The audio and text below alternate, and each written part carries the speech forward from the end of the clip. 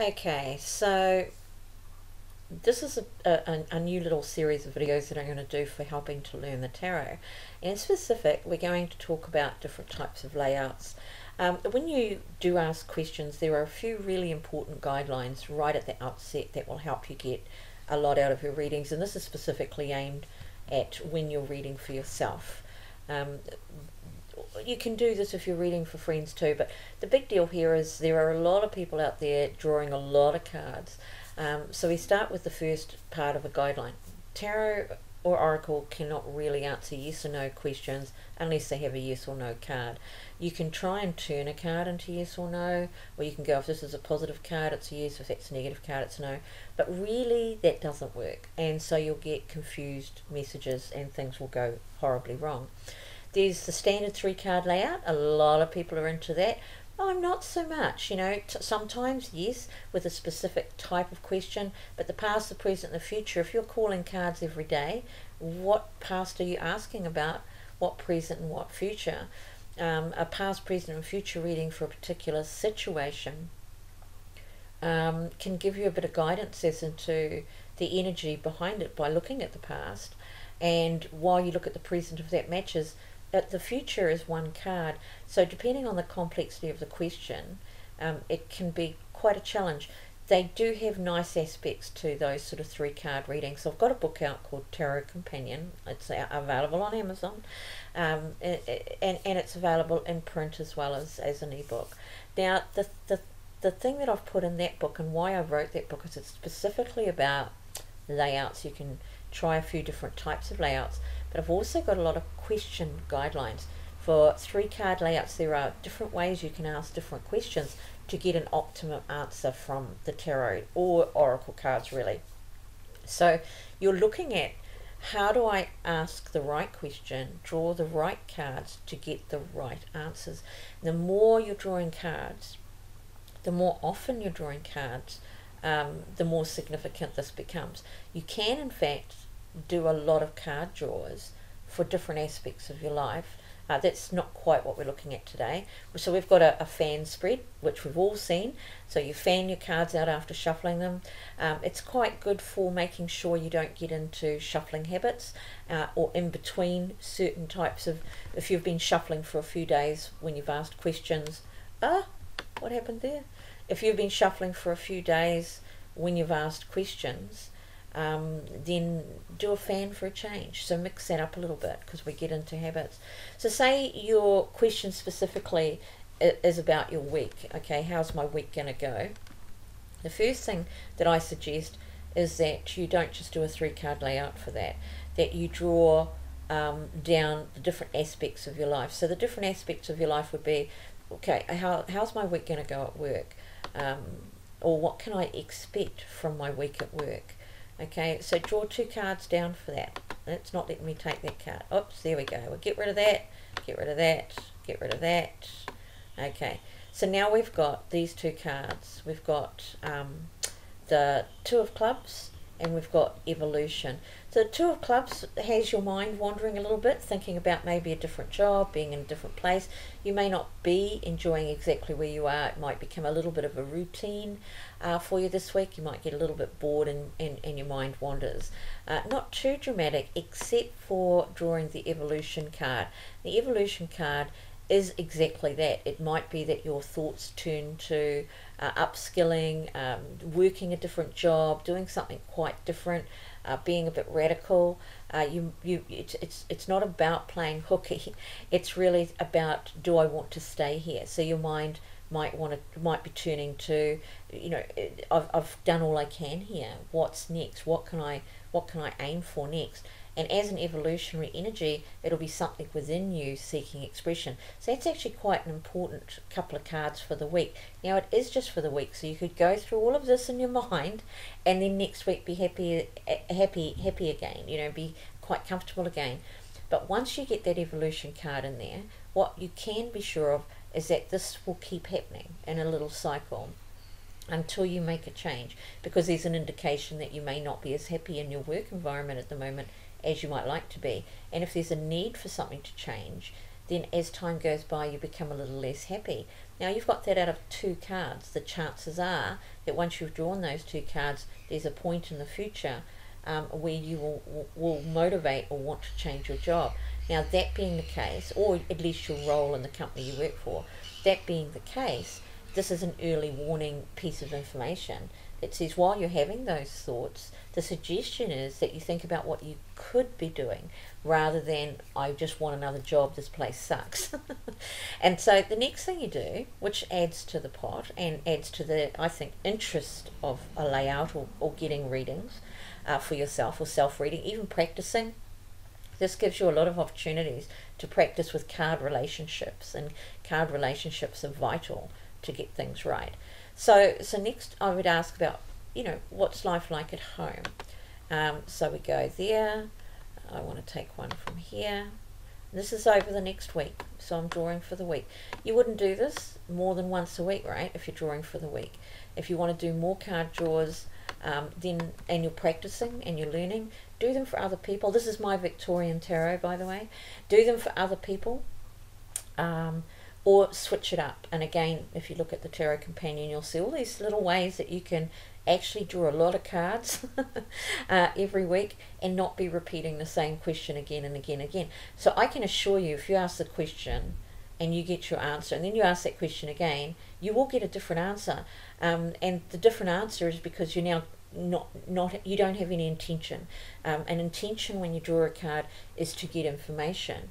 If you get information and you discard it and then you go to get more information, then really what you're seeking is a particular answer, in which case you're wasting your time. Whether you're talking to clairvoyance or whether you're drawing cards, you will keep going until you get the answer you want to hear, and then you'll throw your hands up and say, well, I'm so confused. You stop at that question. How's my week going to go? Or what can I look forward to in my week? See, if you put how's my week going to go, or what can I expect this week, you will get more clarity than if you ask what can I look forward to this week. Because if there's nothing for you to look forward to this week, i.e. these 2 cards say it's a bit of a boring week, and your mind's going to wander and you might want to be somewhere else in the area of work, that is, then you're getting a clear answer about that specific. If you just say, what's good going to happen to me this week, you could get a card and not realize it, or not understand where it is. When I say not realize it, I mean it might not actually happen, because you're now directing the cards to something rather than allowing them to give you information. You're asking them to meet your mind. I want you to make me happy. I want you to make me feel good, cards. And that's a bit of a crazy mentality when it comes to drawing cards. I've got to say, over the years I've had a whole pile of people say to me, I want information, but I only want good information. And I'm like, well, go away. It doesn't work that way. And I do say that, by the way, and I don't care who you are. It does not work that way. If you want me to look for information, it's always going to be the biggest, boldest, loudest thing that comes out. If you don't want somebody to look at you and see you for who you are, don't ask for readings, because readers can. Not all readers, but any decent reader can see who you are fairly quickly, and all of the words will bandy around to a certain extent to try not to offend you if it doesn't look great. So think on that a little bit. So for the personal home life here, I've got work, having put effort in. This 3 of Diamonds is always about having put effort in. You put the effort out first and then reward comes back to you, or you have to hope or wait for the reward to come to you. Now we've got the 2 of Spades pairing with that, and so this suggests not getting what you want. Okay, this is like, it's not coming back to you, but you're blinding to that. You may be continuing to put effort in, you may be continuing to try. If I was to see that, then I would say you might need to just take the blinders off for a minute and have a really good look at what's going on there. Where is it that, because this is a card that would lead to resentment. I'm not getting what I need out of this relationship or out of my home life, whatever's going on there. Sometimes, you might feel set upon, you might feel like you're putting in all the work, doing all the housework, cooking all the dinner and getting no return from other people living in the household with you. You may even just be completely unsatisfied living on your own. bearing in mind that normally you would have a reading for a person. This isn't really for a person, it's just a demonstration, literally. But it does say that if you're not getting what you want out of whatever's going on at home, and we're going to now assume that this is the personal life for the next week. It's not necessarily long term, so it doesn't mean you have to go racing off. But again, because we've got the Two of Spades, just like the evolution card, it's a little more important than you might otherwise think, because it suggests a cycle of behaviour where perhaps not getting what you want, then there's this turning a blind eye to that and letting it go, which will always lead to resentment or feelings of inequality or inequity within the relationship. If it's a relationship, it could be the home. It could mean quite simply that you're putting in all this work into the house and you're just not seeing anything for that. You could have been pouring a lot of money into your home. So there's a lot of ways that could pan out for a person.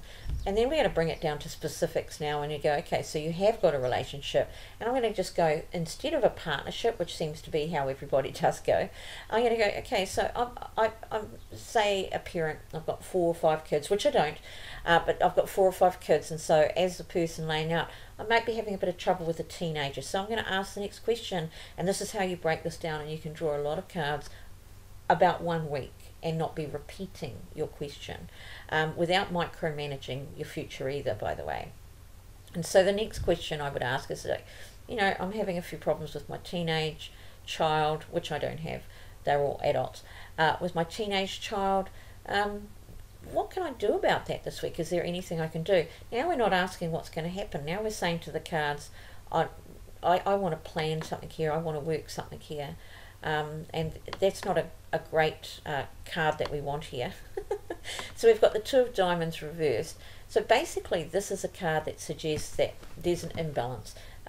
If you look at this particular card, which I've created, there's a potential here. We've got a juggler juggling knives, essentially. She's got a knife in her hand, and there's a little bit of distance with the other person.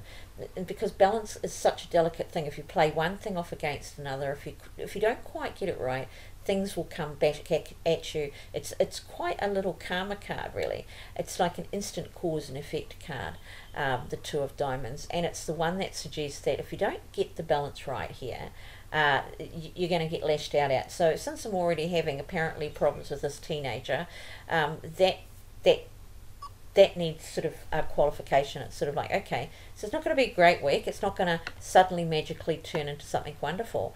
And then we've got the Power card. And the Power card suggests that because we're looking at what's going on here, what can we do? Clearly then there's a need to take more authority. The Power card is about that. But be careful not to be the tyrant.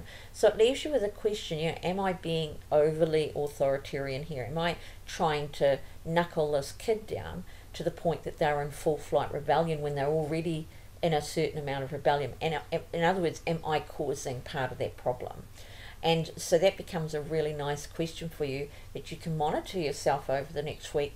And if you are monitoring yourself and you're being careful to keep things within a decent boundary and not jumping all over this teen for everything, then if there's still problems, then okay, you can go for the next week, right? So I've kept my self-discipline intact. I've been pretty good this week, therefore she's or he's pushing rather than I'm causing that. But if you find that over that week you're being authoritarian, that you're jumping over them for everything, things that don't even matter because you're upset with them in general, then you know it's time to button off and allow things to mellow out a little bit. So it's quite a good way to check that in. You don't need to do qualifying cards with this type of layout. And say if you have a partnership or a relationship with a particular person, or say you've got a financial issue, I'm going to be really blunt about the financial issues. You know, I always get people asking me, you know, when are my finances going to improve? Now, some people have a genuine, they're not too sure how things are going to go, or they've had sudden expenses that they didn't plan for. But we pretty much all have a good handle on how things are going to go over the next 6 months, outside of sudden craziness. If things are going along all right, most people don't really ask. So the question becomes, as soon as you want to ask a financial question like that, how are things going to go for me financially, you need to ask yourself, what can I do to improve my finances? And that's the question for the cards.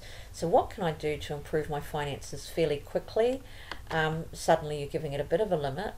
And I've got these two cards. Okay. Well, this suggests here, so we've got the Six of Hearts, which is reminiscent. It's looking backwards, perhaps with regret. So that says you've maybe done some things that are a little foolish. Oops, we'll get rid of that because I don't know where that come from.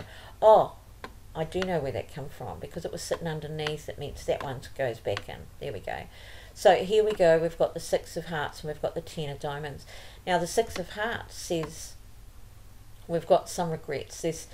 We're looking at the past. Now you can look at that two ways. You can look at that as things that you've done wrong or things you've done right. When it comes to money, if you're struggling going forward, it's a good idea to look at the habits that have caused that. If you've had if you've spent too much, if you've overextended your boundaries, your limits, what you know you can afford on your credit card or whatever, if you get money and you suddenly go out and spend it and then, oops, I haven't got what I need, if you have a high period of financial income and then you don't buffer yourself, put some of that away, then you might find yourself needing to alter that habit. So as soon as you get this card, the Six of Hearts, with relation to a financial question, it suggests that you look at your past behaviours to see a better way to go forward. But in actual fact, the outlook here immediately is fairly bright. In the short term, when I'm saying what do I need to do, I need to look at the past. And then when I'm asking myself, well, what is that about? Well, here we have this achievement, high living, sumptuous, going out to buy $50 worth of coffees a week when that $50 could be better spent somewhere else. Do you need to do that sort of behaviour? This is suggesting you look at the way that you're living your lifestyle so that you can husband your money better, because you've asked how can I improve it. Remember that?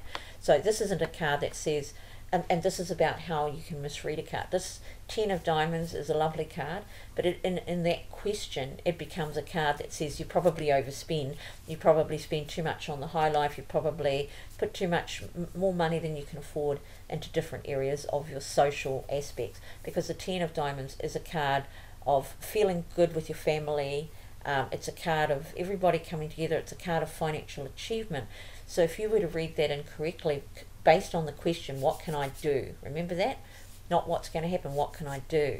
And so what can I do suggests that we look at the past, check in on our behaviours, and we try to haul in that spending. Try not to do that, and then we're good. So this is a way to draw 8 cards that will cover different aspects of your life in any particular situation that you have, that you need to look at altering or changing. Can be asked, and what can I do? If you have a relationship issue and that comes up, you can draw another card on that.